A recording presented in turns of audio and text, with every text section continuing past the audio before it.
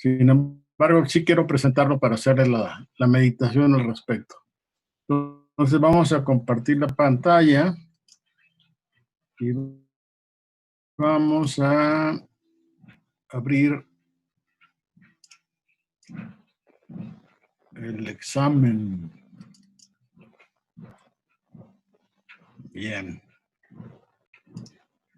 El examen plantea solución, segundo problema, segundo parcial y la solución. Bueno.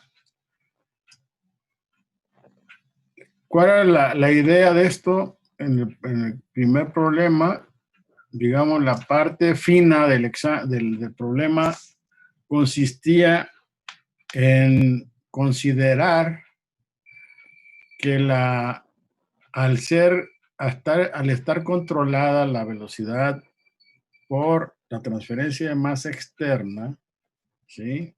Teníamos nosotros entonces que plantearnos que en realidad la RP, esta R en términos de, en términos de volúmenes, era esto. ¿Sí? Si ustedes recuerdan, cuando hablábamos de la definición de la velocidad global, en la primera clase o segunda clase que vimos, ya lo he citado muchas veces, al hablar de que si la difusión controla, significa que la K0 global es igual a la KM. Por lo tanto, no era necesaria la K-cinética. Hubieron dos compañeros de ustedes, que quiero suponer que no estaban trabajando en conjunto, que me hicieron exactamente la misma pregunta. ¿De acuerdo? Entonces, eso no lo respondí, no por falta de educación por parte mía, sino porque si les daba ese tip, pues se acababa el problema. Entonces, ahí el punto es que ustedes hubieran tenido la habilidad suficiente, ¿de acuerdo? Y el conocimiento, obviamente, para haber deducido que la R que están preguntándoles a ustedes estaba definida en estos términos. ¿De acuerdo? Que la R era igual a KM por el volumen, por la concentración en términos de conversiones, y es lo que se integra. ¿Sí? El error que detecté ahorita, estaba ahorita revisando el problema, era que en la parte de la, ¿cómo les diré? El punto aquí es, a ver, ya me hice bolas aquí con esto. El punto era de que ¿cómo se llama? La viscosidad que tomé aquí es una viscosidad que tomé de otro libro, pero no es esta, sino que es 1.35 por 10 a la menos 4. O sea, es correcto tomar en cuenta, dada la proporción enorme de cantidad de hidrógeno que es la que tenemos presente en el sistema, que todas las propiedades, densidad, viscosidad, si hubiera sido el caso del CP, etcétera, se tomaran como lo del hidrógeno, como una aproximación. Eso ya también hemos platicado al respecto. ¿Cuál era la expresión que íbamos a evaluar? Esta. Pero obviamente aquí necesitamos una expresión para R. Y esta R, como se les acaba de poner ahí adelante, o sea, en la página, en esta página donde estamos hablando de la definición de la R, implica que conozcamos el valor de KM. Entonces, el problema se reduce finalmente a esto. A establecer pues un camino que ya también hemos analizado en diferentes problemas anteriores para el cálculo del coeficiente de transferencia de masa. Rápidamente, ¿esto qué significa? Pues esto significa, en el caso del cilindro, que también me alarmé porque al tomar el problema que yo vi, se me fue una C, en lugar de tener 0.5, decía sería 0.5 metros, ¿no? Como diámetro o altura del cilindro. Creo que todo el mundo recibió la aclaración que fue casi inmediata. Afortunadamente me di cuenta y entonces corregí que en realidad, por un lado teníamos el diámetro del tubo, que ese sí es de 5 centímetros, y en el caso del cilindro era 0.5 por 0.5 centímetros. Eso nos da un diámetro equivalente aquí a la esfera de 6.12, 6.124 por 10 a la menos 3 metros. ¿Ok? Entonces les decía la viscosidad, esto genera ahí un ajuste, el valor numérico. Estas son las fracciones molares del ciclohexano y del hidrógeno. La densidad del hidrógeno a estas condiciones es esta que está aquí. La velocidad superficial es esta que está aquí. El punto aquí por ejemplo, también tengo que hacer un ajuste porque estoy tomando en cuenta, no está bien, una atmósfera, ¿no? Creo que es el problema, sí se los planteé. Porque originalmente eran 2 atmósferas, pero en fin, es una atmósfera, entonces aquí tenemos la densidad, entonces no hay necesidad de corregir por presión. Si fuera el caso del problema original de 2 atmósferas, hubiera tenido que multiplicar por 2 aquí para corregir por presión, pero no fue el caso. Luego la G, el flujo másico, pues sale de la velocidad, que se calcula tomando en cuenta esto, o sea, nos dan como flujo volumétrico 1 litro por segundo, que son 1000 centímetros cúbicos por segundo, entre el área nos da 50.93 centímetros por segundo, ¿ok? Y eso ya nos da 1.62 por 10 a la menos 3 gramos centímetro cuadrado segundo, ¿sí? Entonces aquí hay que tener cuidado nada más con las unidades. Espero que lo hayan tenido ustedes en cuenta. ¿Qué pasa? ¿Qué más? Aquí, entonces, como aquí el Reynolds está dimensional, da lo mismo que lo manejemos en centímetros que en metros. Nada más que, insisto, aquí sí cambia porque en lugar de 4.25 por eso era menos 4, la viscosidad es 1.35 por eso era menos 4, y eso nos eleva el Reynolds de 2, que estaba ahí, a 7.35, no sé. Esos datos sí están correctos, pero se los voy dando por si ustedes asocian. Todavía no he empezado a calificar, ¿eh? Espero esta semana para que yo el próximo lunes les dé resultados. Después de esto, ¿qué sigue? Después de esto, lo que requerimos para el cálculo de la KM es el JD. Como es un lecho empacado, lo calculamos. Aquí también, en lugar de ser 233, que es el Reynolds, 7, y eso nos corrige el valor a puntos 505. Entonces, en lugar de punto 8, sería punto 5. Punto 500. Tendría ahí yo una duda. Si su reino le dio de 2.33, ¿sería válida utilizar esa fórmula de JD? Porque se supone que esa es para reinos mayores de 10, ¿no? Sí. Pues mira, a falta de otros recursos, sí. Yo daría por descontado que la correlación que aplicamos es la que está referida en el libro. Sí, porque, bueno, es que yo saqué... ¿Tú encontraste otra correlación? Es que yo saqué la viscosidad y la densidad con respecto a un problema que nos había usted dado antes, pero hice correcciones. Entonces a mí el Reynolds me dio de 440 y algo, Muchísimo. y pues sí pude aplicar esa fórmula. Pero ahorita con los datos que usted está dando, sí me confundió un poquito. Sí, no, tiene razón en la confusión, pero vaya, a falta de una correlación diferente, se podría hacer eso, ¿eh? O sea, no sé, si explicas bien en tu examen qué corrección hiciste. Sí. ¿Cómo te llamas? Neftalí. ¿Natalia qué? Neftalí. Natalie. ¿Es tu apellido? No, Neftalí es mi nombre. Mi apellido es Escobar. Escobar. Okay. Voy a checar eso, ¿eh? Sí, doctor. Gracias. Lo veo. Si hay alguna duda, te lo sí, comento. Muchas gracias, doctor. Muy bien. Entonces, partiendo de esa, ahora, si alguien tuvo la misma confusión y encontró una correlación que fuera aplicable, adelante. Esta es una correlación que estamos manejando en el libro y la verdad que ¿cómo les diré? Sí es importante hacer un cálculo correcto, pero el objetivo más que bien era ¿no? El cálculo del coeficiente de transferencia de masa a partir de la información que teníamos del problema y pues solucionarlo a partir de esta correlación.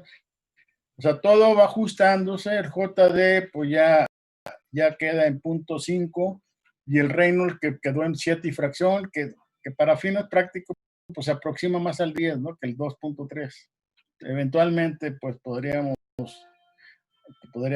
¿cómo se llama? Yo no quisiera caer en contradicción en el sentido de que cuando les comento que hay que tener mucho cuidado con las correlaciones y que hay que procurar la analogía geométrica, la parte de los rangos de aplicación, Reynolds, números de Smith, etcétera, etcétera, no quisiera caer en la contradicción. Eso debe ser un criterio que a ustedes les permita seleccionar la correlación correcta o la más próxima a un cálculo correcto. Pero si no tienen otra opción, pues entonces yo ahí la sugerencia mía es que tomen la correlación que están tomando, que están considerando. Para estos fines, pues, del examen. Entonces yo, honestamente, no me cuestioné el cambio de correlación pensando en que tenían una correlación para un lecho fijo, la cual no se aplica en el caso del problema que vimos donde el catalizador está impregnado en la pared interna del reactor. Ahí sí, geométricamente tenemos otra situación totalmente diferente, ahí sí. Y ahí, por lo tanto, la recomendación que les dije era que fueran el problema de la torre de absorción de pared mojada, donde está una correlación en el libro de Treibel y esa puede ser perfectamente aplicable. Ahora, en el mismo Treibel, voy a checarlo, qué bueno que me lo comentan. Voy a checar si hay alguna correlación. Ahí hay una, creo que en la tabla 3.2, algo así, hay varias correlaciones para diferentes condiciones de flujo. Voy a checarlo y voy a tratar de ver qué tan diferentes pueden ser los cálculos que se están planteando. ¿De acuerdo? Sí, doctor. Muchas gracias. Claro. Bueno, el cálculo de la difusividad, pues lo mismo, o sea, aquí manejamos la misma ecuación que ya conocemos, ¿de acuerdo? Aquí tenemos todo el cálculo, la temperatura en Kelvin, los pesos moleculares respectivos de las especies que se están difundiendo, el sigma al cuadrado y el omega que viene de la tabla 11.3 del libro. Ahí donde les pongo la recomendación de otros datos, buscarlos en la tabla 11.1, pues realmente los estoy dirigiendo a que vieran ustedes estos datos, ¿no? Para que calcularan la difusividad. Y esta difusividad del orden de 1.57, 1.58 centímetros cuadrados por segundo. Aquí vuelvo otra vez a ver un ajuste, el número de Smith en lugar de 4 pongo 1.35 y este número de Smith en lugar de 8.4 me da de 2.68. Ese es el ajuste tomando en cuenta esa densidad. Pero les voy a repetir, inclusive el miércoles que entra les voy a afinar todos los datos que están asociados con esto para dar posibles alternativas. Ajustes pues a los cálculos. Ahora, los que hayan hecho estos cálculos, bueno, pues, qué bueno. Espero que se hayan encontrado la viscosidad del hidrógeno. Creo que la que puse yo de plano fue la del aire, creo. Aquí hay algo ahí que me fui con la finta con esto. Lo reconozco. Es que creo que no puso viscosidad, profe. Sí. ¿Qué pasó? Creo que no puso viscosidad, según recuerdo.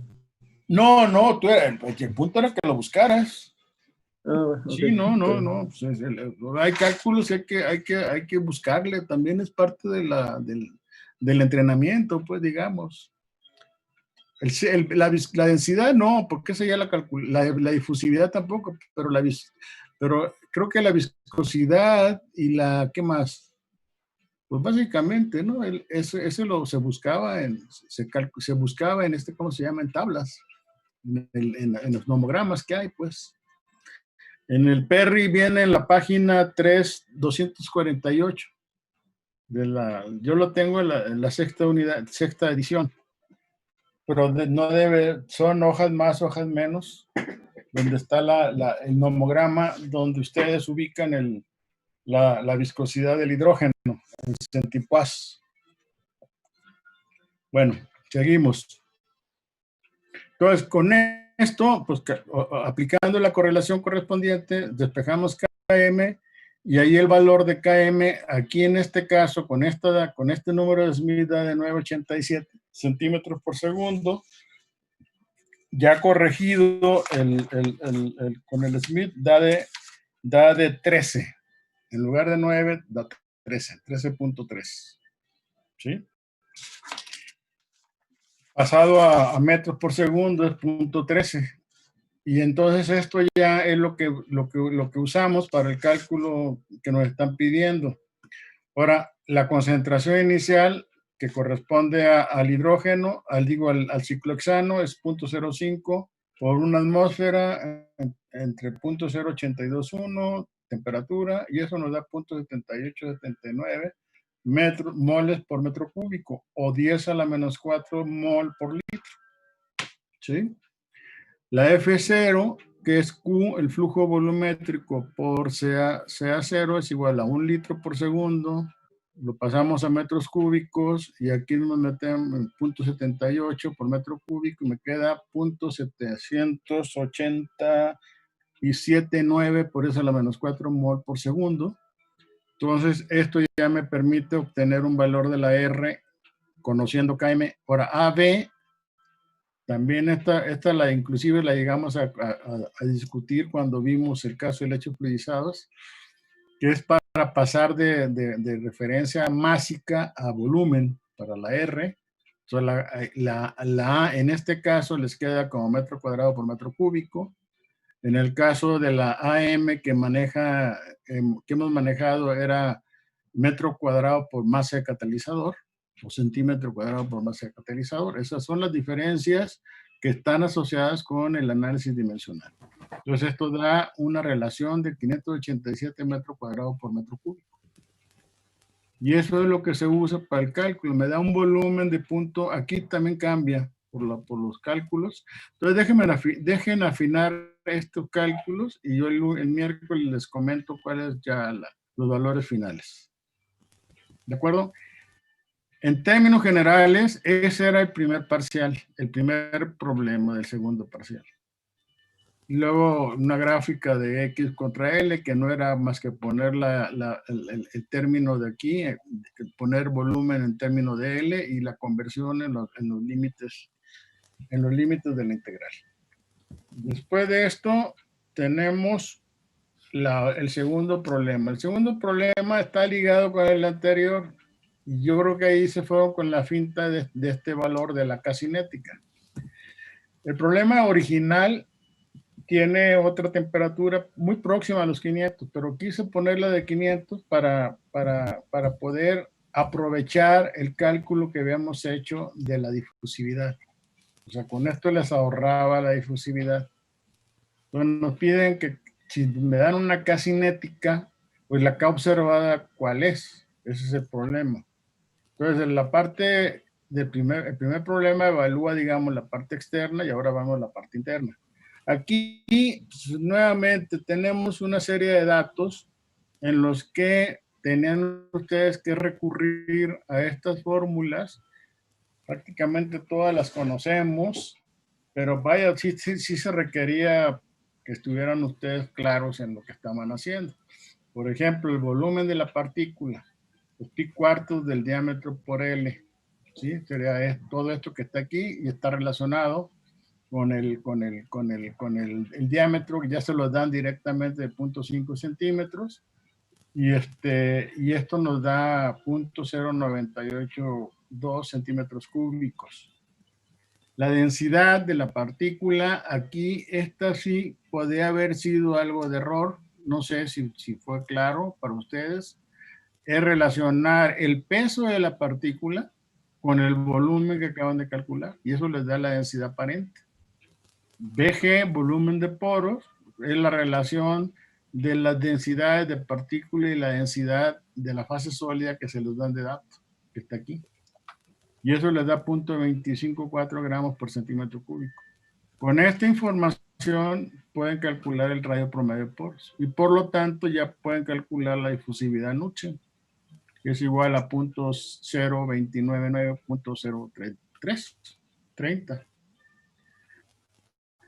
Con esta porosidad Knudsen, lo que tendrían que hacer era calcular, o sea, la porosidad, bueno, aquí está, perdón. No, la porosidad es 0.25, volumen de poros, por la densidad. Y esto le da 0.39, o sea, 0.40. Y la difusividad combinada sería, pues, los inversos de la difusividad molecular que viene del problema anterior con la difusividad Knudsen. De ahí sale que prácticamente lo que domina es la difusividad Knudsen. Entonces esto le queda 0.020, casi prácticamente el mismo valor de la Knudsen. Y la difusividad efectiva, pues ya la porosidad por la difusividad combinada entre factor de tortuosidad, que es otro dato que se está dando del problema, la raíz cuadrada de 2, y eso nos da 7.86 por eso a la menos 3 centímetro cuadrado por segundo. Esa es la difusividad efectiva que queremos para el cálculo del módulo de TIL. La difusividad efectiva la acabamos de calcular, la K1 es un dato cinético, entonces es la que usamos, y ρP. Ahora, tomando en consideración las unidades de K, pues básicamente, como nos lo están dando en términos de tiempo a la menos 1, segundo a la menos 1, bueno, pues era cuestión de que ustedes tuvieran digamos, el recurso de comentar, de plantear nada más acá arriba, como una K que ya implícitamente lleva el cálculo de la ROP en ella, y nos va a quedar la K entre la difusividad efectiva.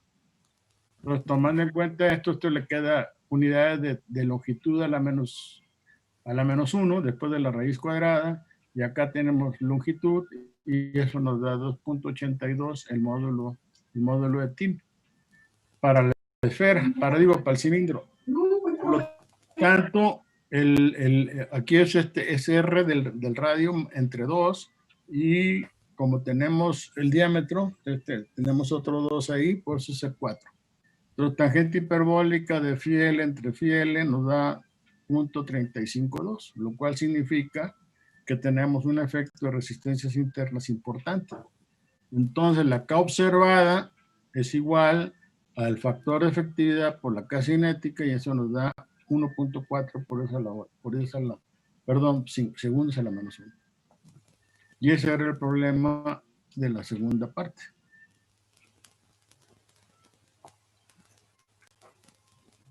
¿Sí está claro?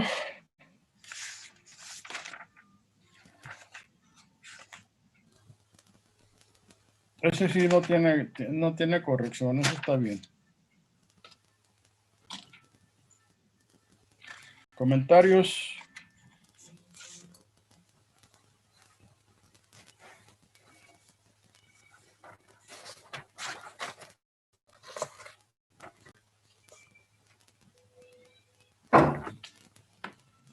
¿No?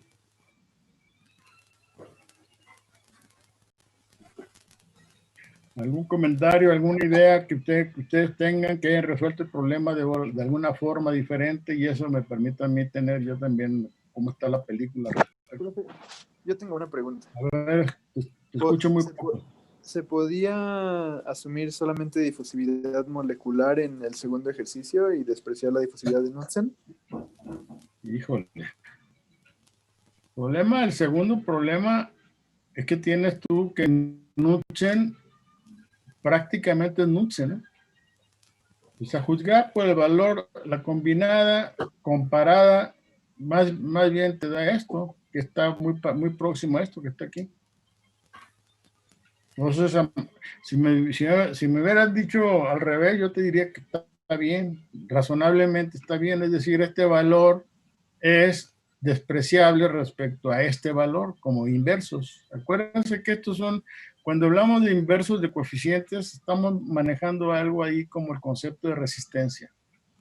Entonces, el efecto, la contribución que tiene la difusividad como resistencia En el cálculo de la difusividad combinada, la molecular puede ser despreciable respecto a la Knudsen.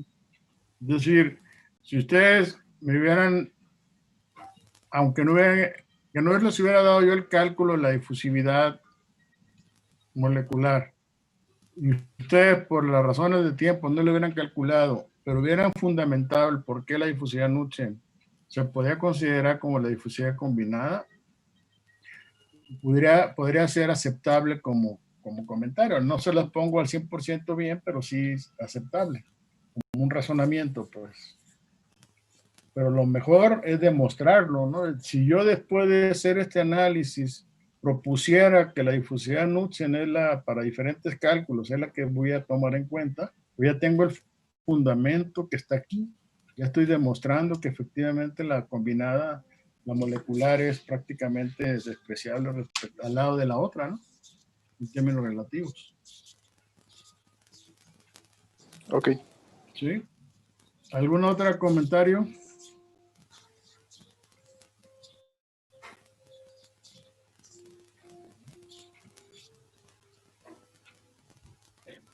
Bien, entonces dejamos, yo el miércoles ya les afino lo que es el cálculo del problema 1. Con este error que acabo de detectar, me metí, no, es que la vez pasada, ¿qué fue el sábado? Sí, el sábado en la tarde estuve revisando, estoy haciendo cálculos y tomé esto sin meditarlo mucho. Y después lo puse, ahorita en la mañana lo vi en el libro de Perry, que es ampliamente recomendable, de paso, que ustedes cuenten con eso, si lo tienen, pirata o no pirata. El capítulo 3 es insustituible en los cálculos de ingeniería química. No todo lo van a encontrar en la internet ni cosas por el estilo, pero en fin, yo ahí les sugiero que le pongan atención a esa fuente de información que sigue siendo valiosa a pesar de los años transcurridos. ¿Ok? Entonces, vi eso y sí me llamó la atención. Ahora, afortunadamente no he empezado a calificar, entonces voy a tomar en cuenta este ajuste, voy a revisar todos mis cálculos para que no tenga algún problema. Yo el miércoles les comento.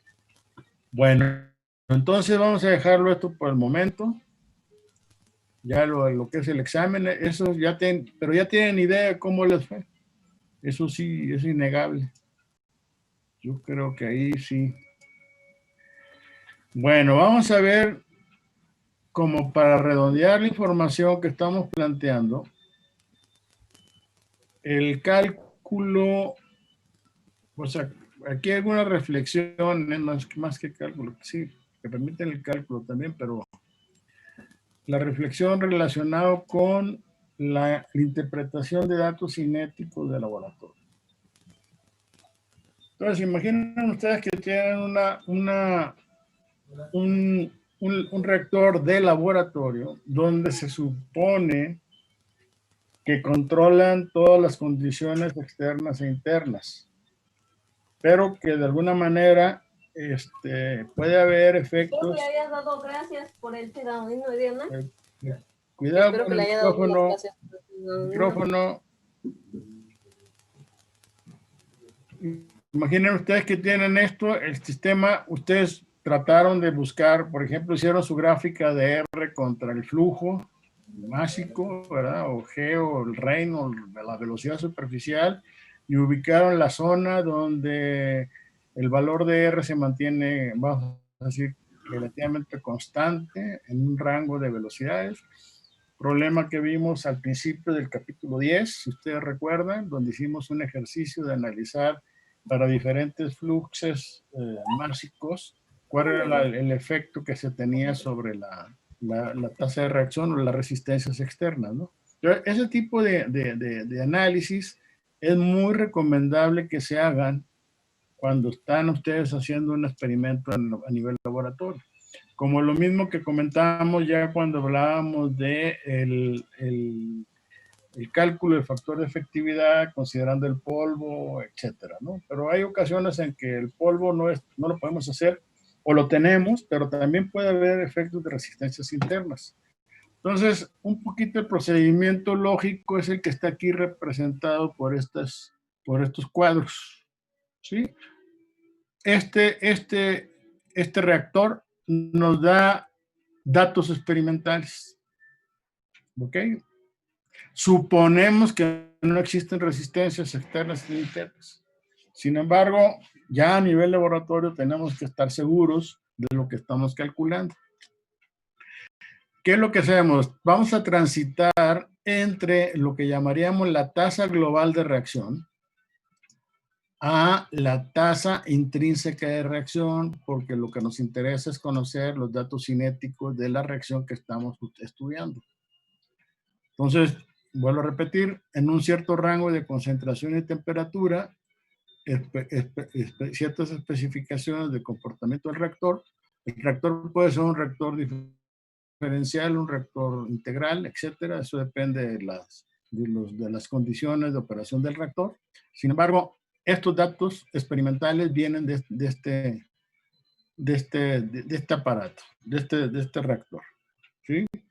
Entonces, a partir de estos datos de concentración y temperatura en el experimento que se haya establecido, lo que tenemos nosotros es una tasa global de reacción. Yo ahí les pediría que hagan el esfuerzo y recuerden que estos cálculos los hemos estado haciendo a través de problemas. Si ustedes recuerdan, llegamos a tener la tasa de reacción, si no me recuerdo, el SO2 a SO3, donde tenía una expresión determinada y que sustituyendo los valores de concentración y temperatura del medio, que es lo que yo puedo calcular experimentalmente, o sea, mido la temperatura con termopares a lo largo del reactor o a la entrada y la salida, lo que sea, depende de las condiciones. Y los valores de concentración, tengo un cromatógrafo por acá y estoy midiendo la concentración en diferentes puntos del reactor. Entonces, esos datos yo los puedo conocer, ¿sí? Entonces, si esos datos de concentración y temperatura corresponden estrictamente a una temperatura del medio, o sea, conociendo TB y CB, que son los datos para cada corrida, se establecen los valores de TS y CS a partir de las expresiones que ya conocemos. ¿Ok?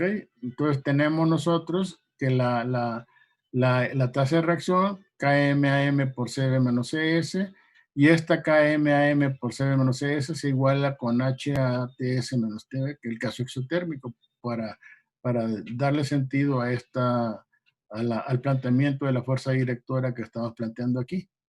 Entonces, estos valores de aquí nos permiten conocer la tasa, los valores de concentración en la superficie y de temperatura en la superficie. Y la RP global que se tiene, ¿verdad? Con esto tenemos nosotros el valor del factor de efectividad.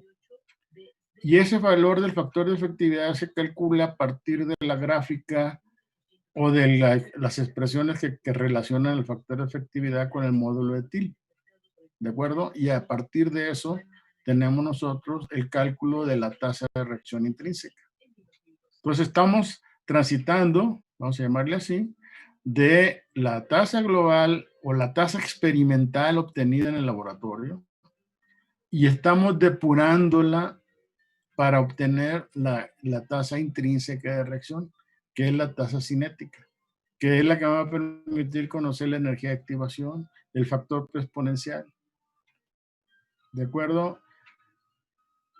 El camino que se sigue para el diseño de reactores para obtener una velocidad global de reacción confiable, vamos a llamarle así, es de los datos experimentales obtener la K-cinética, la R cinética. Y una vez que se tiene la R cinética, esta R cinética se va a acoplar con los fenómenos de transporte de masa y de energía en la siguiente escala para obtener lo que llamaríamos la tasa global de reacción, que es la que se usa para el reactor a mayor escala. ¿Sí? Aquí estamos a nivel del laboratorio. Y entonces en el laboratorio yo puedo de alguna manera ajustar por las dimensiones del sistema a un reactor isotérmico, por ejemplo. Si este reactor yo lo aíslo bien con un buen aislante, puedo tener yo aquí un reactor isotérmico, digamos, de alguna forma, o una operación que yo alcance a obtener. Lo ideal sería que sea isotérmico para que los valores que yo esté manejando en cada corrida correspondan a una temperatura diferente y a una concentración diferente, para que yo pueda, insisto, con esos valores establecer la estrategia. ¿Qué sigue? Ahorita podemos regresar a esto. Entonces, ¿qué es lo que hacemos? El primer paso, si ustedes recuerdan, en el sistema, en las reacciones homogéneas, hablábamos del método integral y el método diferencial. Y ambos métodos de análisis de datos experimentales partían de proponer un modelo cinético. O sea, yo digo, bueno, se trata de una cinética de primer orden, de segundo orden, etc. Yo cuento con una serie de datos, concentración, temperatura y RP, para los cuales yo voy a suponer un factor de efectividad. ¿Ok? Entonces, teniendo yo el factor de efectividad, me voy a la curva de factor de efectividad módulo de TIL y obtengo el valor del módulo de TIL. Y a partir de la definición del módulo de TIL, obtengo la K cinética que corresponde a estas condiciones. ¿Sí ven la lógica de eso? Una vez que tienen esa es la K cinética, se checa el valor del factor de efectividad propuesto a partir de esta expresión. Esta expresión toma en cuenta la R experimental entre lo que sería la R evaluada a las condiciones superficiales, ¿verdad? Y este procedimiento del punto 2 con el modelo cinético propuesto, pero el punto 2 al punto 4 se repite las veces que sea necesaria hasta que el modelo cinético se valide. ¿Sí? Entonces el modelo cinético que está planteando la tasa de reacción intrínseca. Estamos obteniendo el valor de la K cinética a las diferentes temperaturas. Y por lo tanto, yo puedo al final graficar valores de K como la cuestión de Arrhenius y así obtengo el factor exponencial y la energía de activación. En el caso específico de que no pude hacer polvo y ahora tengo partículas cilíndricas o esféricas de un tamaño, 1/8 pulgada, media pulgada, lo que sea, el paso 3, para que yo pueda tener un valor del módulo de TIL, vamos a decir, confiable, necesito evaluar la difusividad efectiva. Esa es, a diferencia del caso donde tenemos nosotros el cálculo que estamos planteando acá, se supondría, pues, que tendría yo un tamaño de partícula donde la difusividad efectiva no fuera necesaria o manejarla en términos de conocer estos valores con las condiciones del problema que yo esté manejando. Entonces, conociendo la difusividad efectiva, pues ya puedo calcular la K cinética despejándola del módulo de TIL. ¿Sí? Entonces, tomando en cuenta esto, ahora, en el otro extremo, cuando tenemos el polvo, las partículas pequeñas, sabemos que el módulo de TIL es 1 y por lo tanto podemos postular que las resistencias internas son despreciables. ¿Sí?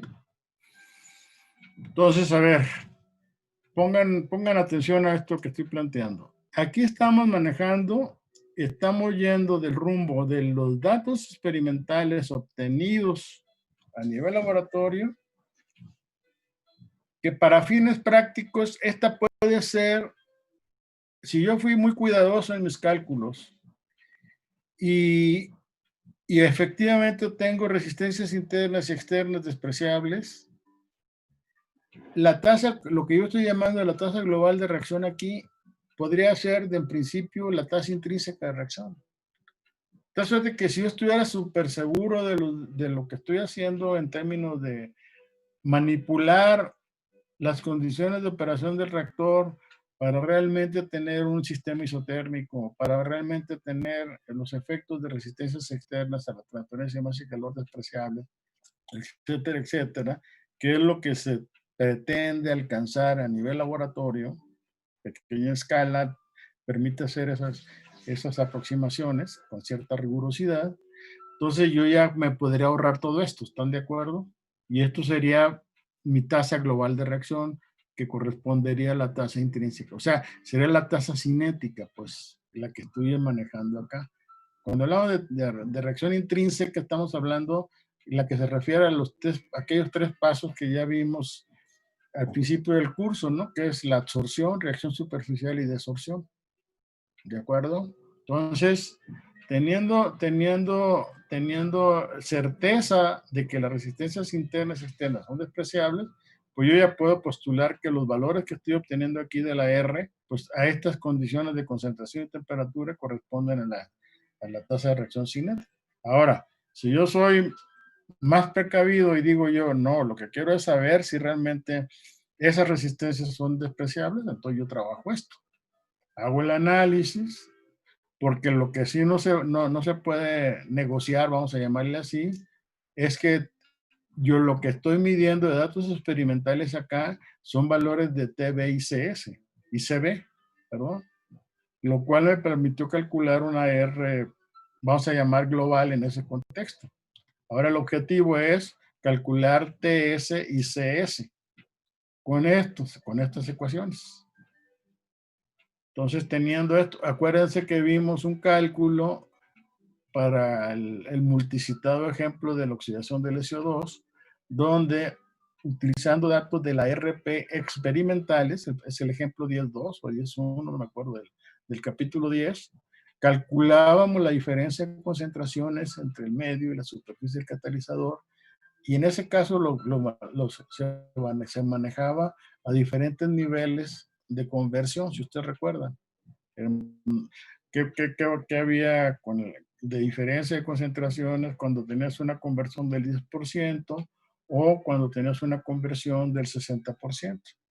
Y llegamos a la conclusión en aquella ocasión que a mayor conversión, la diferencia de concentraciones se minimizan, o sea, se hacen menores debido a que faltan reactivos, ¿no?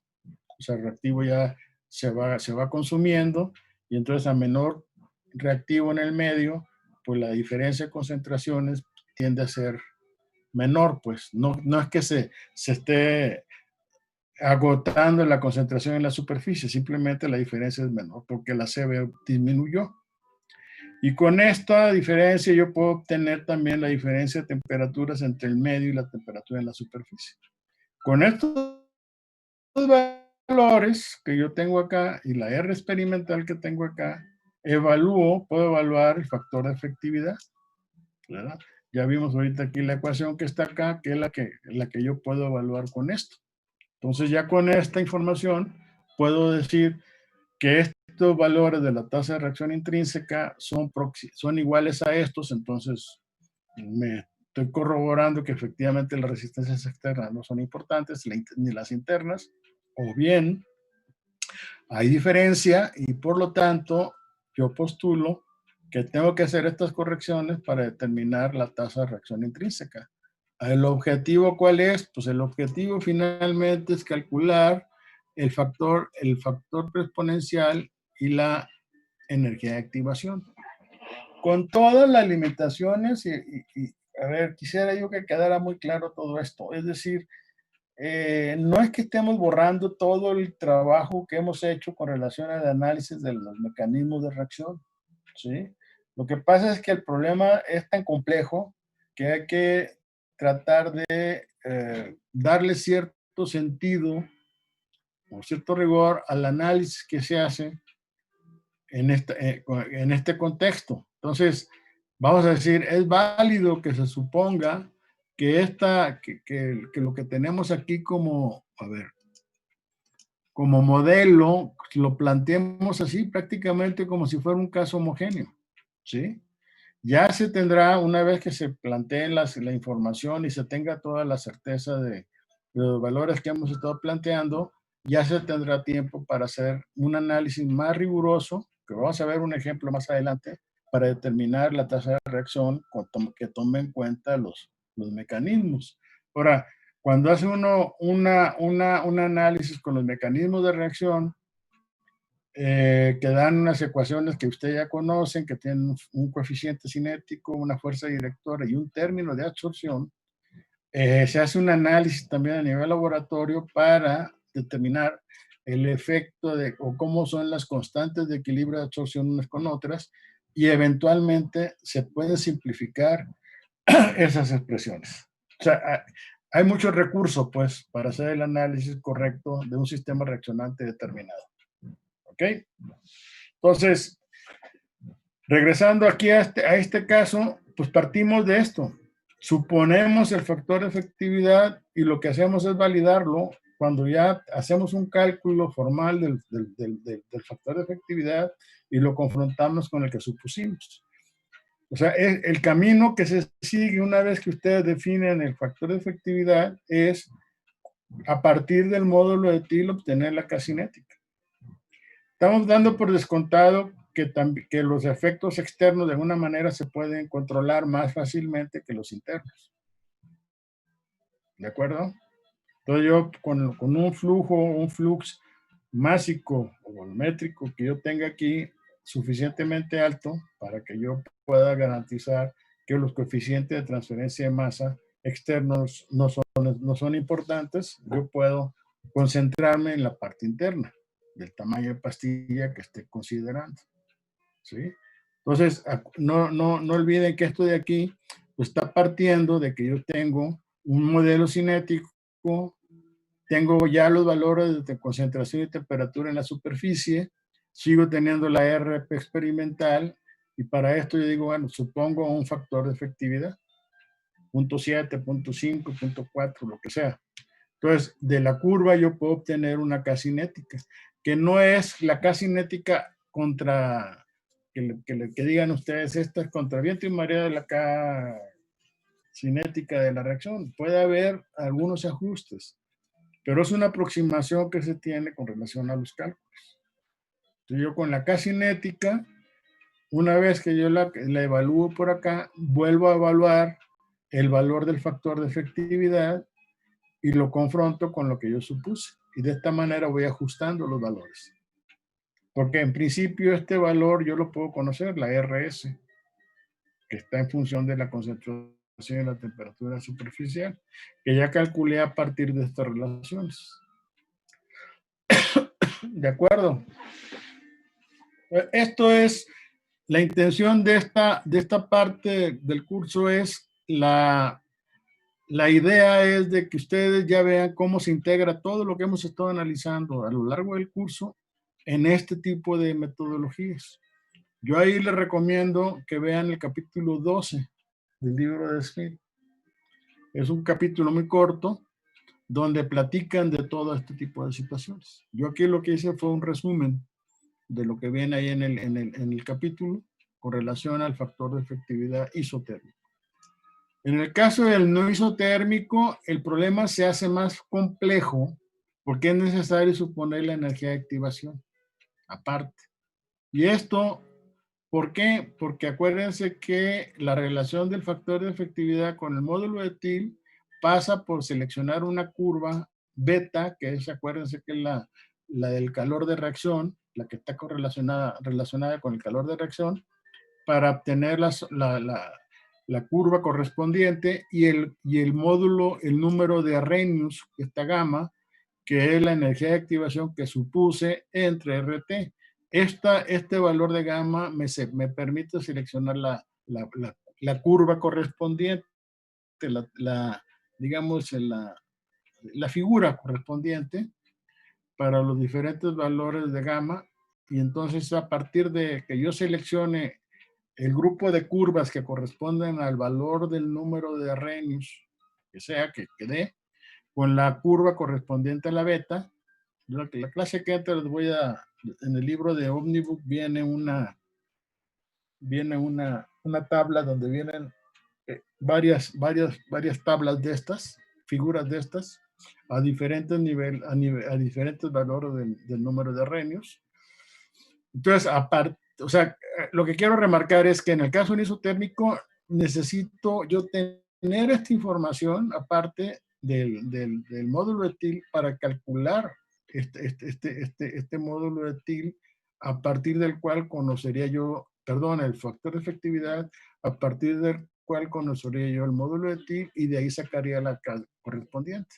Ahora, en este caso específico, sí tengo que suponer tanto la difusividad efectiva como la conductividad térmica efectiva, porque esta conductividad térmica efectiva está relacionada con beta. Entonces, el problema es mucho más complejo. ¿Qué se recomienda? Pues a nivel laboratorio, puesto que se está a nivel laboratorio, lo que se hace es preferible pues medir tasas de reacción de partículas pequeñas y los experimentos isotérmicos. Esa es la gran conclusión relacionada con el tema que estamos analizando.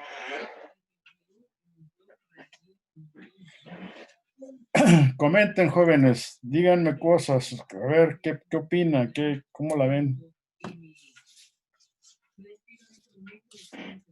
La clase de hoy la intención de esto es ir más en la dirección de como ir redondeando ya las ideas relacionadas con lo que hemos estado viendo. ¿Qué es lo que sigue? Pues lo que sigue es ya los balances de los reactores. ¿Dónde damos por descontado que ustedes son expertos en evaluar la tasa global de reacción? No se evalúa, no es válido que en el diseño de un reactor. Ahora es irnos al revés. Yo parto de la cinética, de la ecuación, de la expresión cinética, la expresión intrínseca de reacción, le acoplo los valores del factor de efectividad y del coeficiente de transferencia de masa y de transferencia de calor. ¿Para qué? Pues para obtener la tasa global de reacción. Nada más les comento, por ejemplo, a nivel laboratorio, ¿qué me importa a mí que yo meta aquí polvo? Que tenga una caída de presión fenomenal. Aquí no, aquí todo me preocupa menos la parte, vamos a decir, económica, ¿no? Con un buen compresor de laboratorio hago fluir los reactivos que van a pasar a través del reactor y se acabó. Ya a otra escala, a nivel industrial, no. Ahí sí yo voy a usar los cilindros o las esferas. ¿Por qué? Porque ahí sí me preocupa el gasto de bombeo. ¿Cuánto me va a costar tener una caída de presión importante? Entonces yo ahí tengo que combinar los efectos del tamaño de pastilla con las resistencias internas. ¿Sí me expliqué? Entonces, yo aquí garantizo, vamos a llamarlo en los términos, una tasa de reacción libre de efectos, fenómenos físicos externos e internos. Una vez que yo ya tengo esta tasa de reacción, ahora el siguiente paso es ir al revés. Ahora lo que tengo que considerar son los coeficientes de transferencia de masa y calor externo, los coeficientes de factor de efectividad isotérmico o el no isotérmico, de la tasa global. ¿Sí ven lo lógico o no? Profe, entonces está diciendo que este análisis que hemos visto... Ahora, levanta un poco la voz. ¿Me escucha mejor? No. ¿No? Pégate un poco más o sube más ahí, no sé. A ver si no se me fue el micrófono. A ver. Ahí ya, ¿me escucha mejor? Está, ya te sí. Que lo que le digo es que todo el análisis que hicimos del capítulo 10 y capítulo 11 del libro de Smith aplica más en reactores industriales y en catalizadores, digamos, de pellets. No. Lo que hicimos del capítulo 10 y capítulo 11 es establecer las bases que nos permiten dimensionar el problema que es tener un sistema reaccionante heterogéneo. ¿Ok? Y lo único que hicimos es aprender, ese es el objetivo, digamos, del curso, aprender a cómo evaluar esas resistencias externas e internas y cómo impactan en lo que llamamos la tasa global de reacción. O sea, ya a nivel de laboratorio, cuando tú vas a diseñar un análisis experimental y tu objetivo es conocer la K-cinética, digamos, la tasa de reacción intrínseca, la velocidad de reacción química, ¿sí? Intrínseca, química, interprétenlo como tal. Ustedes diseñan sus experimentos de tal manera que puedan minimizar, si no eliminar, resistencias internas y externas. ¿Estamos de acuerdo? Eso te va a permitir tener la tasa de reacción intrínseca, pero eso no te exenta de hacer todo este camino que estamos ahorita platicando para que yo esté 100% seguro, o un alto porcentaje de seguridad, de que en realidad lo que yo tengo aquí es la tasa de reacción intrínseca, la tasa de reacción cinética. Porque eso me va a permitir evaluar la energía de activación, que es un valor importantísimo desde el punto de vista del diseño del reactor. Tú ya tuviste la herramienta para hacer todo esto que está referido en estas ecuaciones que están aquí. ¿De acuerdo? Ahora, una vez que tú tienes la tasa de reacción intrínseca, el camino es las dimensiones de esto, nada que ver, ¿no? El reactor diferencial o reactor integral que se tenga en el laboratorio, que normalmente va a ser de 1 centímetro, centímetro y medio de diámetro. Si es diferencial, a lo mejor tienes ahí 2 centímetros de altura de la parte catalítica y lo demás son inertes, lo que sea, no sé. O menos, inclusive puedes tener aquí 1 gramo de catalizador, para que tengas más o menos idea del dimensionamiento, de las dimensiones, de los valores numéricos que se tienen con esto. Y esto es lo que te permite conocer datos que tú vas a suponer de entrada que son los datos cinéticos, pero tienes que corroborarlo. ¿Y cómo le haces? Pues haciendo este camino. Ya una vez que tienes la R cinética, lo que sigue ahora es, este reactor resulta que es de, no sé, 30 centímetros de diámetro por 1 metro de longitud. Bueno, y ese reactor va a tener cilindros de 1 octavo por 1 octavo, o de 2 centímetros por 2 centímetros, ¿no? Cilindros o esferas de, no sé, pero ya valores que no son polvo, pues. Entonces, hay que volver a recalcular todo, pero ya estás partiendo de que conoce la tasa de reacción intrínseca, la ecuación cinética, ¿sí? Y eso lo acoplas con tus fenómenos de transporte externos e internos y ya tú obtienes lo que llamamos la tasa global de reacción. ¿Sí me expliqué? O sea, lo que hemos hecho del capítulo 10 y capítulo 11 es conocer cuál es la metodología que se sigue para encontrar o analizar los efectos de las resistencias externas e internas, independientemente de la escala, ¿no? Pero ya ahorita lo que hacemos es interpretación de datos del laboratorio. Ya nos metimos en una determinada... Al hablar de laboratorio, normalmente lo que hacemos es tener una determinada escala muy pequeña que permite, insisto, idealizar los fenómenos de transporte, tanto externos como internos. Y esa información es valiosa para que obtengan la K-cinética. En el laboratorio, estrictamente hablando, el gran objetivo es eso, tener los datos cinéticos, ¿no? Déjenme ver esto que está aquí.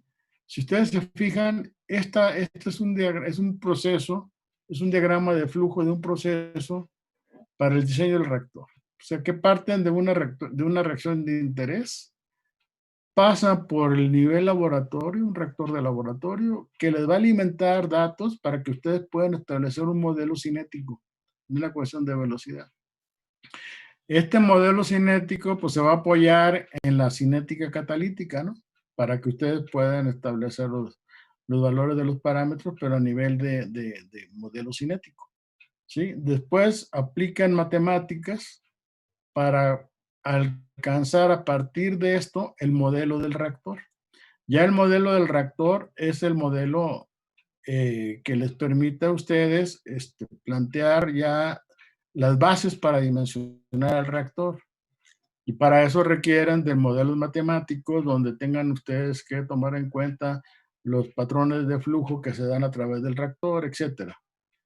Con esta información todavía, si ustedes cuentan con un nivel de escala intermedio entre el laboratorio y el reactor a gran escala, el reactor industrial, que sería la planta piloto, eso sería muy bueno porque les permite ajustar parámetros. ¿Sí? No sean flojos, lean el capítulo 13 al principio, antes de empezar a ver los balances, toda la filosofía que está relacionada con esto. Y ahí van a ver la valía de tener estas escalas intermedias. El problema es, a nivel laboratorio, vamos a decir, yo creo que no hay problema. El problema de planta piloto es que pues, cuesta una buena lana contar con estos equipos, ¿no? Entonces, en muchas ocasiones, el punto de la planta piloto se sustituye justamente con los modelos matemáticos. Así se hacen simulaciones. Una vez que se tiene esto, se alimentan los datos de la planta piloto y esto permite, junto con el diseño ya propiamente el proceso y considerando los fenómenos de transporte, pero para la escala que sigue, establecer ya el reactor a la escala industrial. Esto sería la lógica, digamos, la columna vertebral sería todo el camino vertical, ¿no? Desde el reactor, la reacción que se quiere estudiar, el modelo cinético, el modelo del reactor y finalmente la gran escala. Ahora, estas dos, si se fijan aquí, esto es la parte experimental que apoya el ajuste de los datos que se están obteniendo y estas son las disciplinas que entran a nivel de ayudar para que los modelos sean los correctos. La cinética, que permite establecer una ecuación de velocidad adecuada, las matemáticas que aplican tanto aquí como a este nivel, ¿verdad? Y los fenómenos de transporte que están asociados con el modelo para obtener el reactor a gran escala. ¿Sí lo ven? Esa sería la lógica que está ahí digamos, en la lógica del análisis de lo que llamamos el diseño del reactor.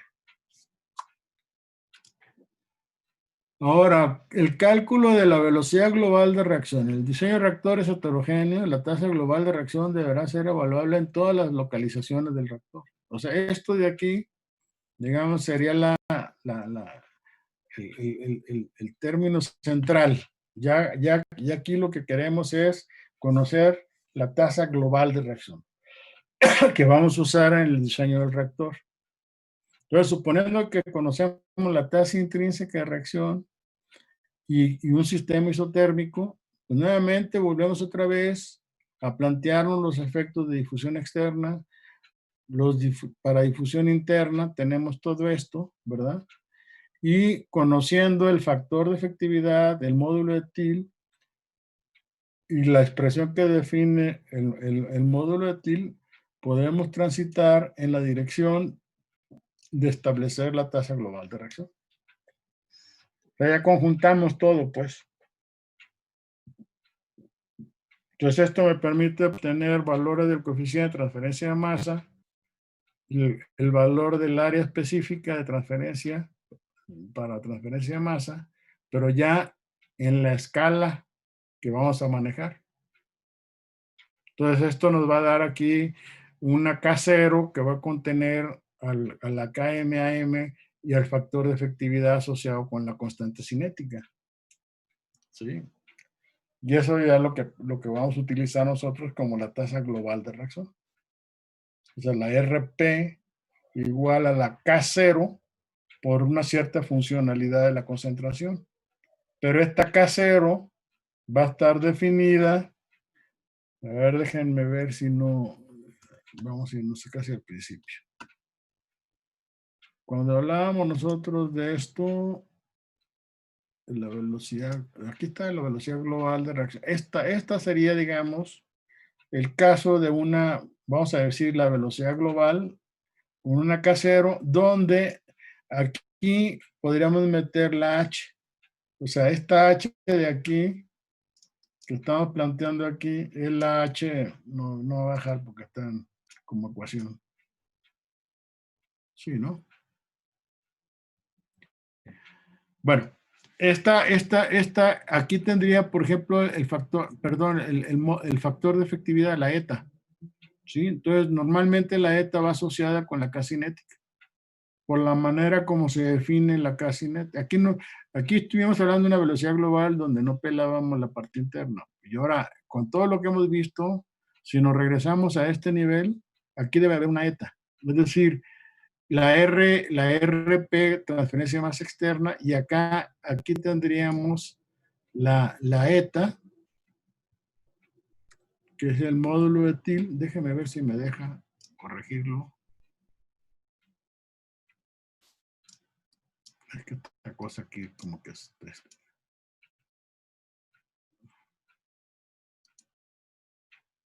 no.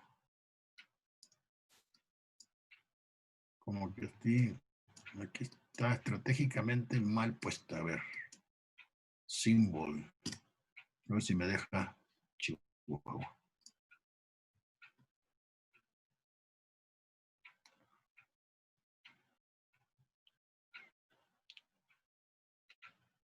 Symbol. A ver, ¿sí lo cambió? No.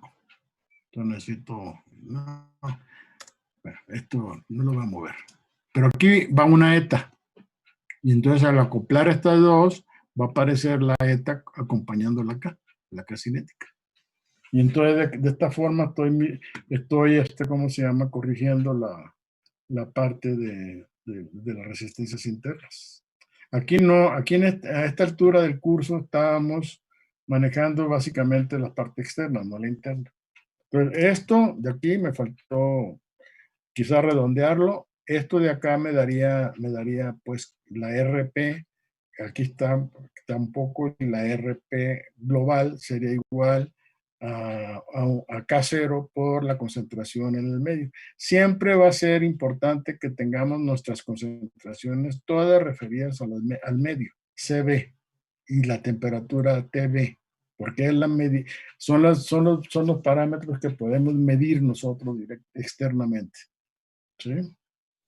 Y esto de acá es volver a evaluarlo, pero ahora aquí vamos a evaluar el factor de efectividad del módulo de TIL a partir de las dimensiones reales del catalizador con el que se va a trabajar. Entonces ya tenemos ahí vamos a decir que la parte, pues la parte real, pues, donde vamos a aplicar lo que llamamos la tasa global de reacción. Finalmente, en el caso no isotérmico, pues nuevamente se vuelve otra vez a complicar el asunto porque tenemos que evaluar la difusividad efectiva y la conductividad térmica efectiva. ¿Sí? Tenemos nuevamente que relacionar las temperaturas en el medio y la superficie del catalizador con la R evaluada con el calor que produce la reacción. Aquí tendríamos la evaluación de los gradientes internos de temperatura, factor de efectividad por FC a la ENRTS, donde el módulo de TIL ahora es función de estos parámetros que ya platicábamos. Y la idea, pues, que a partir de estas relaciones podamos conocer CB y TB dadas. ¿Sí? Y entonces, con CB y TB dadas, suponemos TS y CS para calcular estos parámetros no isotérmicos, y se recalcula la R tomando en cuenta el factor de efectividad correspondiente. Y aquí tenemos estas expresiones que ya vamos a decir a estas alturas del curso son recurrentes, ya las hemos visto varias veces, que nos permiten evaluar la parte externa con la superficie. Y entonces tenemos que checar que estos valores de TB y CB que están calculándose en este contexto coincidan con los datos que estamos dando de CB y de CS, que corrigen los valores de TS y CS que se están suponiendo. ¿Está claro? Yo creo que lo que también tienen que hacer ustedes un esfuerzo. Mi recomendación es que vean el libro, el capítulo 12, y lo lean con calma y entiendan. Y esperaría yo que el miércoles tuvieran dudas muy concretas, muy puntuales relacionadas con esto. ¿Sí? Yo por mi lado voy a revisar la parte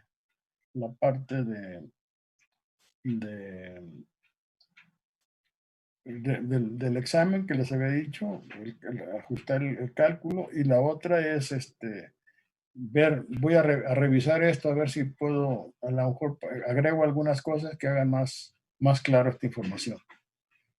Ahora, esto evidentemente es necesario que ustedes hagan un esfuerzo y recuerden o que ubiquen toda la parte que hemos estado analizando.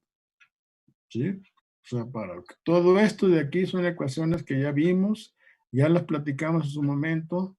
Acuérdense que la filosofía que estuvimos planteando, que es la que plantean en el libro, y que muchos libros de ingeniería de reactores lo manejan, es ir de las concentraciones dentro de la pastilla a la concentración, y temperatura, a la concentración y temperatura en la superficie y la concentración y temperatura en la superficie en función de la concentración y temperatura del medio. Cuando hacemos esas correcciones desde adentro hacia la parte externa, van apareciendo los coeficientes de transferencia de masa y calor externos y el factor de efectividad que engloba el caso de las resistencias internas, tanto caso isotérmico como el caso no isotérmico. Y obviamente que el caso no isotérmico pues genera más dificultad por los parámetros que es necesario manejar. Todo esto de aquí deriva, acuérdense del balance de energía que vimos anteriormente cuando estuvimos analizando el factor de efectividad, que hicimos el balance a nivel de la pastilla y que encontramos pues que esta K que está aquí, o sea, que estamos manejando en la K cinética propiamente, pues es función de la temperatura como si fuera una ecuación de Rayleigh, y eso dificulta todo el análisis correspondiente. O sea, sencillamente no podemos hacer, no podemos alcanzar una solución analítica de la ecuación correspondiente al balance de energía.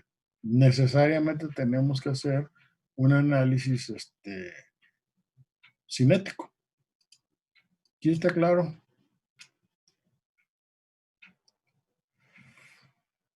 Esa es la parte que redondea, según lo que yo entiendo, o lo que mi intención con relación a presentarles estas láminas. ¿Y hacia dónde vamos? Pues a lo que vamos es a los balances de materia y energía, ya formalmente a nivel de los reactores que estamos, de reacciones heterogéneas. Esto lo voy a ver con más detalle en la clase que entra. Ya empezamos a establecer ciertos patrones de flujo de los reactores. Las definiciones que ustedes conocen ya de sobra, que son los fluxos de materia y de calor, y un elemento de volumen en un empaque, en un lecho empacado, donde tenemos transferencia, la velocidad ascendente del gas a través de un anillo supuesto con dimensiones delta R y delta Z, ¿sí? Ese es el anillo, sobre el cual se hace el balance, el flux de R que va en esta dirección, de R, y el flux de Z que va en esta dirección. Entonces, lo que entra y sale del elemento de volumen, y el elemento de volumen pues está definido de esta forma. dB igual a 2πr de R por dz, un elemento diferencial de volumen. Aquí lo pongo como incrementos, pero pues es equivalente a esto. Entonces, esto nos va a permitir establecer el balance de materia de los fluxos en la dirección Z y en la dirección R que entran al elemento de volumen, lo que sale del elemento de volumen, tanto en la dirección R como en la dirección Z, y el término de consumo de reactivos dentro del elemento de volumen, que está asociado con la R. Y esto, y bueno, ya en un esquema más general, pues tenemos el término de acumulación, cómo varía la concentración de las moléculas, de los elementos que están reaccionando en el elemento de volumen con el tiempo. Bueno, esto lo vamos a ver en la clase que entra con más detalle. Nada más. Para allá vamos, pues, y estas son las ecuaciones que van a manejar. Y a partir de estas expresiones generales vamos a deducir las ecuaciones que hemos estado planteando para casos isotérmico, para el caso diabático y para el caso no diabático, que es lo que nos va a ocupar estas 3 semanas que restan, ¿no? Entonces, comentarios, jóvenes. Ya parezco disco rayado. Profesor, Dime. ¿nos va a mandar su presentación? ¿La qué? ¿Nos va a mandar su presentación? Sí, la presentación ya, la que yo tenga final, se las voy a mandar hacia el final del curso, ¿sí? Pero sí espero que estén tomando nota, pero si no me dicen, no me retroalimentan, pues no me puedo yo parar, si están copiando, no están copiando, hay un silencio. Les voy a mandar esto, que está en el Word, que es lo que pasa al PowerPoint, que es lo que estoy aquí planteando. Esta se lo voy a mandar, ¿sí? Pero, insisto, lean el capítulo 12. Capítulo 12 del libro de J.M. Smith. Ahí viene toda la teoría relacionada con esto. Todo esto que hemos estado platicando y vienen ahí unos ejemplos. Voy a checar todo esto y la clase que entra probablemente empezamos a ver algunos ejemplos muy rápido de esto y luego ya nos vamos a clavar rápidamente. Esta semana debemos terminar con los modelos de materia y de energía para los reactores y para que las 2 semanas que restan hagamos ejemplos y desarrollamos ejercicios respecto con esto. ¿Está claro? Profe, ¿puede bajar un poquito en su hoja al diagrama del diseño del reactor, por favor? ¿A este te refieres? Sí. Ok.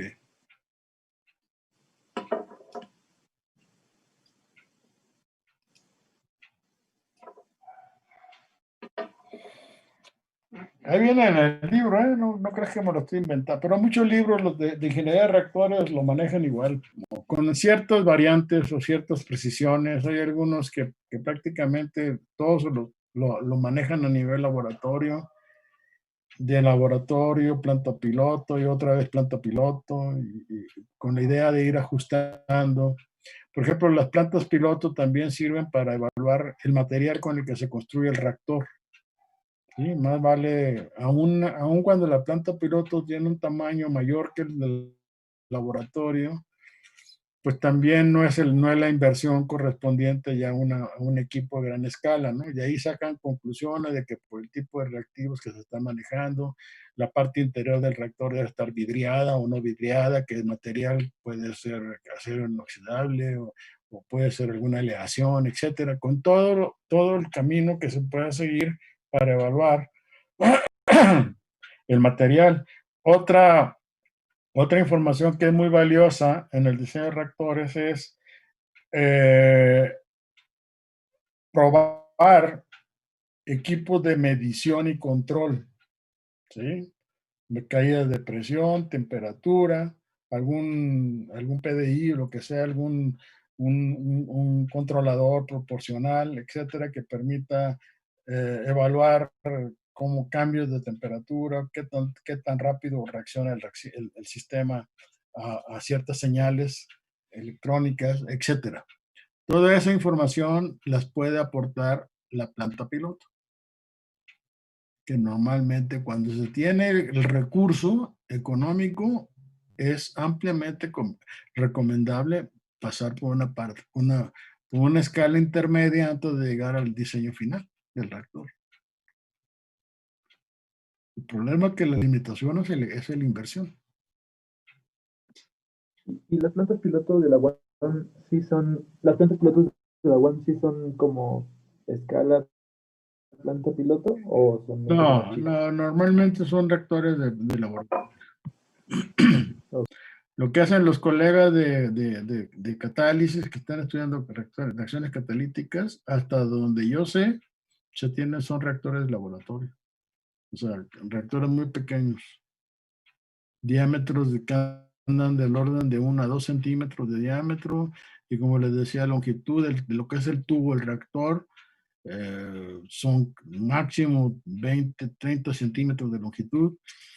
Y esos pueden estar empacados con inertes y en una zona muy pequeña, a la mitad normalmente del tubo, pueden contener una cantidad de catalizador que no va arriba de 1 o 2 gramos y con eso hacen un análisis de la reacción desde el punto de vista de una reacción diferencial. Ok, pues, gracias. ¿Sí? ¿Alguna otra duda?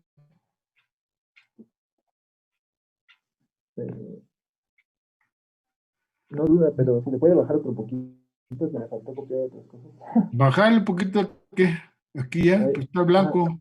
Ah, ya es lo último. Ah, bueno. Hasta aquí Bueno, llega. luego que nos pasa. O sea, empiezas aquí en el reactor y terminas en el reactor a gran escala. Le puse gran escala, ¿no? O sea, escala industrial, pues.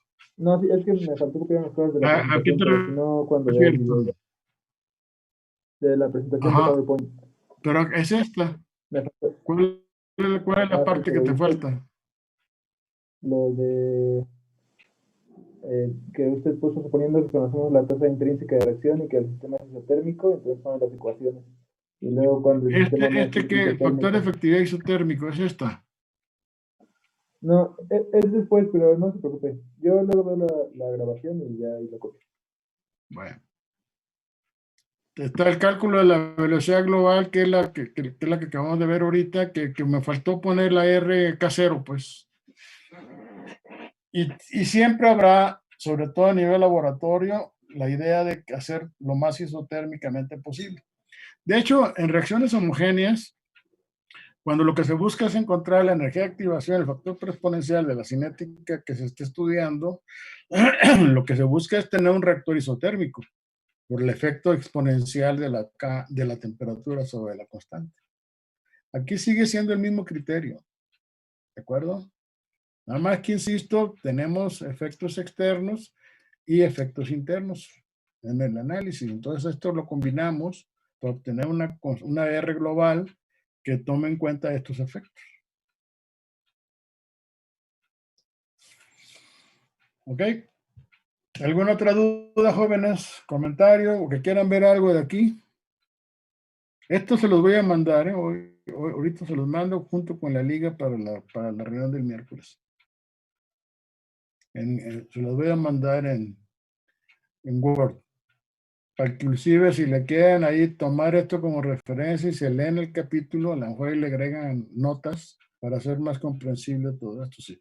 Yo esto lo puse de acuerdo a mi leal entender, pero pueden tener ustedes otra manera de visualizar esto y le agregan aquí alguna nota, etcétera, y pueden redondear. El chiste es que se sepa qué onda con esto.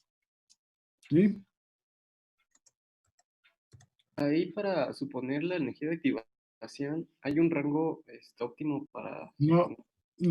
Ahí lo que tienes que hacer es recurrir a la literatura y ver ¿cómo se llama? Reacciones más o menos de la familia, del sistema que estés analizando, etcétera. No, que yo sepa, no. Te mentiría si te digo un rango. Así como cuando hablamos del macroporos y microporos o cosas por el estilo. O cuando hablábamos de la absorción física y la química, ¿no? que decíamos que la absorción física es de orden de fuerzas de unión de las moléculas con la superficie del catalizador no mayores a las 5 kilocalorías por mol, que se asemejan a los calores involucrados en los fenómenos de condensación y evaporación. Y cuando hablamos de la absorción química, pues ya hablamos de fuerzas de covalencia, gente más importantes, ¿no? Que andan del orden de los 100 kilocalorías. Y esto para tener un margen de comparación entre la absorción física y la absorción química. Pero en el caso de la energía de activación, no, fíjate, no tengo idea. Lo que se me ocurre es eso, ¿no? Muchas veces sobre todo en la parte orgánica, hay muchas reacciones que son de la familia, ¿no? Entonces, eventualmente se puede tomar esa referencia para hacer alguna suposición. Y si no, pues maneja ahí una suposición. Pones un valor y ya lo ajustarás. Acuérdense, la energía de activación, yo creo que la clase que antes la voy a empezar con eso. La energía de activación les permite a ustedes seleccionar a través del, o sea, les comentaba que las gráficas estas que estamos manejando, a ver, déjame poner el PowerPoint. Estas gráficas que estamos manejando aquí,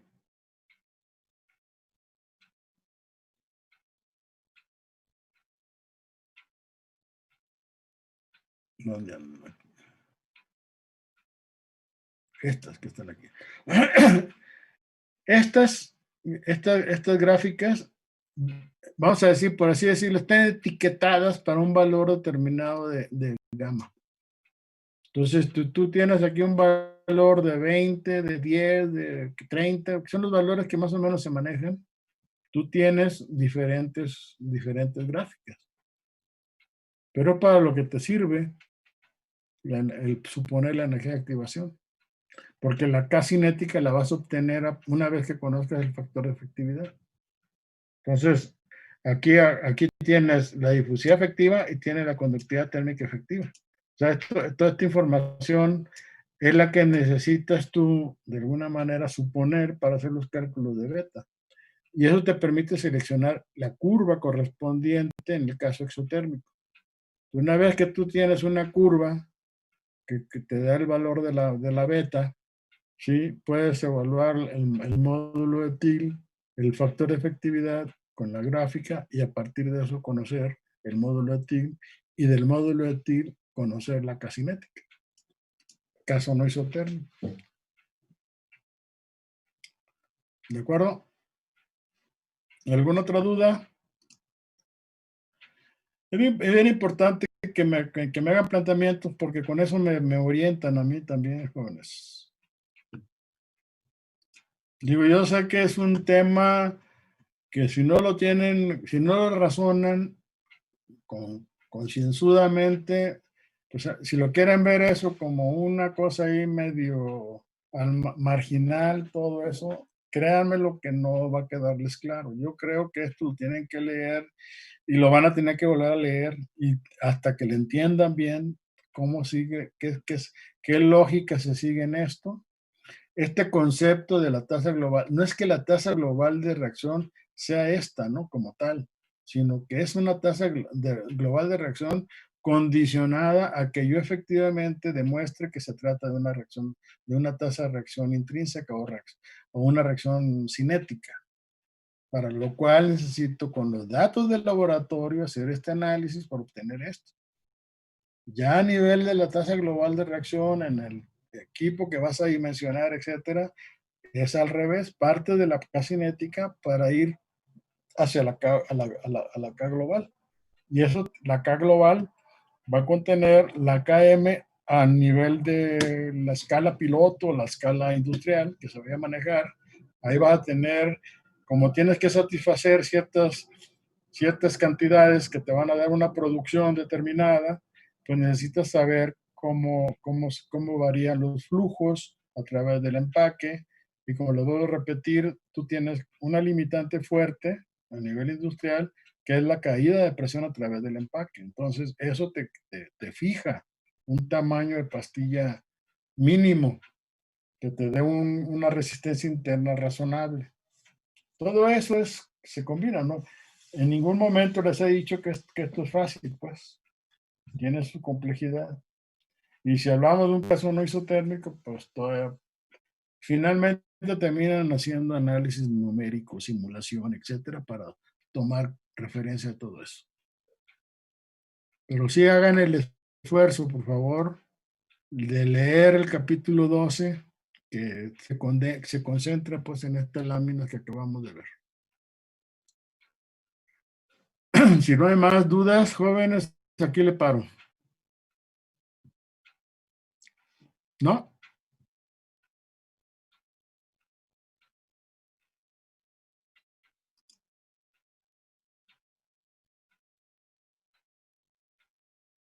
Bueno, entonces, la clase que entra les aclaro el cálculo del problema 1 y al rato les mando este archivo de la interpretación de datos de laboratorio con la liga para la reunión del próximo miércoles.